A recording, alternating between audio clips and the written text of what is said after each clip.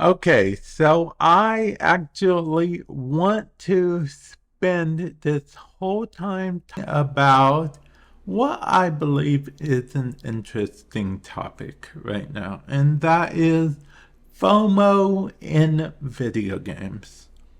FOMO, for those of you guys that don't know, stands for fear of missing out. And a perfect way of doing that video games do is they might say something like, for a limited time, you can get such and such, and you'll never be able to get it again, type thing. Or they will, worse, give you something that they say is a quote unquote limited time, but don't give you an end date as to how long it is.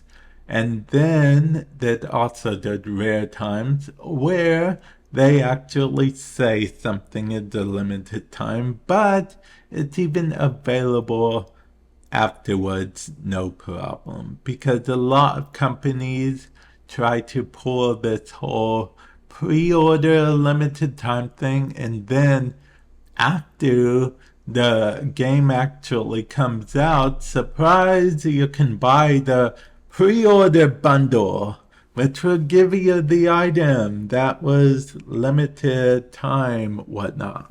Okay, well, I'm bringing this up because of the simple fact that I was talking to someone the other day, and was joking. I said, so how about that new Destiny 2 thing that we both are going to say it too much, but we're going to end up buying anyway? And her response was that she is actually going to wait before she buys it this time to see if it's any good. And she also further said that she was getting tired of Destiny 2's whole, FOMO type thing, buying because of fear of missing out,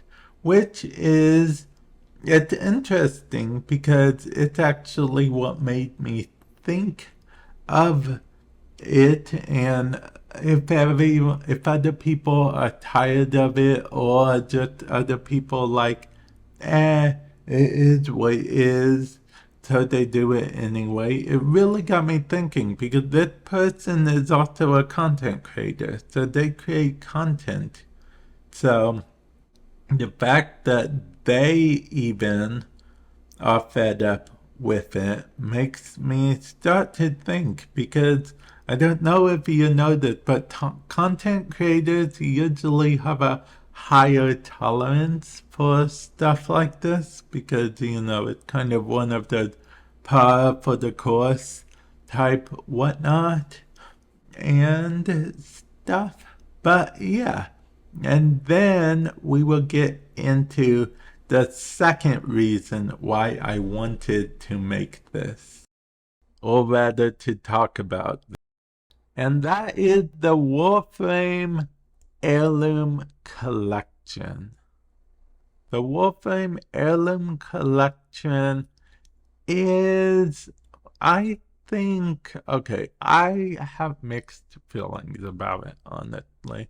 If I'm being perfectly honest, I have very, very mixed feelings about it. On one hand, I like supporting the developers and Warframe and whatnot just as much as the next person. And it doesn't hurt that we will be getting some platinum and acolyte, so, people can see that I bought the thing and whatnot, and I'll be getting some cosmetic items. Of course, two of the cosmetic items, so for frames I only use sometimes and will be compelled to use more often, so I feel like I got my money's worth. But that's also part to the course, I presume. I, yeah.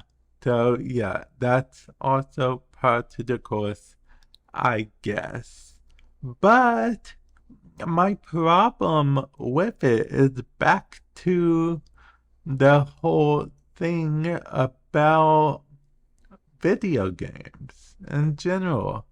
Video games in general seem to be pushing the FOMO mentality more these days because, I mean, that's what sells, that's what helps it. This is Warframe's, in my opinion, the first push towards it. I mean, I'm not counting the Founders Pack back in the day that people bought. That was like when Warframe was getting first on its needs. I mean, learning to crawl, learning to walk, all that jazz. It was getting first started, basically it needed seed money of sorts, and that was the original Founders Pack and whatnot. But now I feel like Warframe is in a position now where they don't have to, have all this quote unquote seed money and whatnot. See, here's the thing though. I understand some of the business side of things with publishers and developers and, the people that own Warframe and, digital extremes and all that stuff, high up there. So it's not necessarily the developers or not. Okay, what I'm trying to get at is not everyone at the office necessarily agrees that this is the best decision. It's a little bittersweet, I guess, let's say. Okay, because on the one hand, it's cool that it's a 10-year thing. You'll get an acolyte, you'll get all this other stuff. But on the other hand, it kind of feels like a whole, oh, congratulations, you've been with us through a 10-year journey. Would you like to buy this pack to commemorate the special occasion? It just seems a little off. Now, don't get me wrong, I'm probably still going to buy it, okay? That's just my thing personally. I always have this philosophy, which is do with your money what you want to and what makes you happy. So that is entirely up to you. Now, I did mention somewhere that I am a content creator. So I personally actually create content with this stuff. So, to me, that might make the skins and stuff a little more valuable because people will actually, in my streams and on my videos be able to comment on them and whatnot. Also, it will be a little awkward at the same time now that I'm thinking about it because, they will be like, oh, cool outfit, where did you get? And then I will have to be like, thank you, but it was a limited time thing last year or 2 years ago or whenever they ask me that you can't get anymore. Sorry about that. You'll have to be there at the 10-year anniversary so you could spend money so you could get the pack and whatnot. So yeah, it's a little bit crazy, but I do not like the precedent this is starting in Warframe.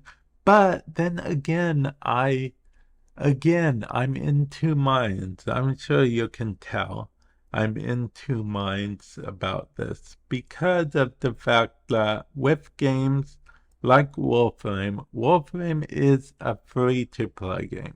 And technically, the Heirloom Collection is only fashion frame. It's literally just fashion frame.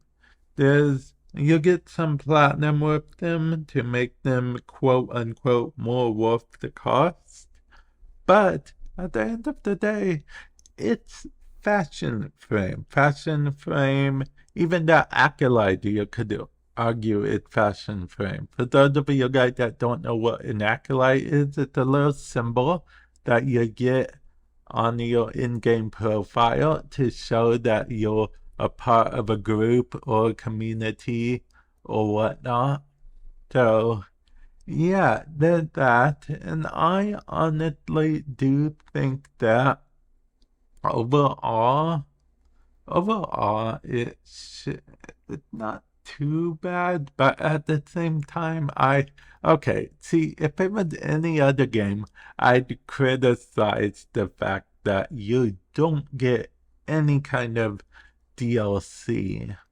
I mean, any kind of expansions or story missions or stuff worth your money. But Warframe is a free-to-play game, so all the expansions and story missions and stuff are free anyway. So, yeah, I guess overall I don't see a big problem with it, like every now and then.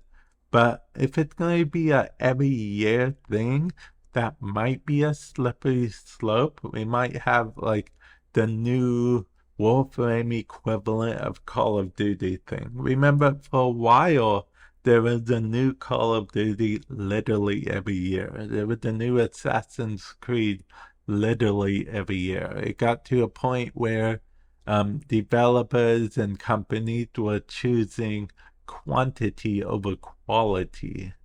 So it was pretty crazy. That's just one of my potential worries. But yeah, I'd like to know thoughts on I wonder if I share the same thoughts or, different in opinions and whatnot. I just want to get that out, talk about it a bit and stuff. But yeah, with that said, I will catch you guys in the future. Later.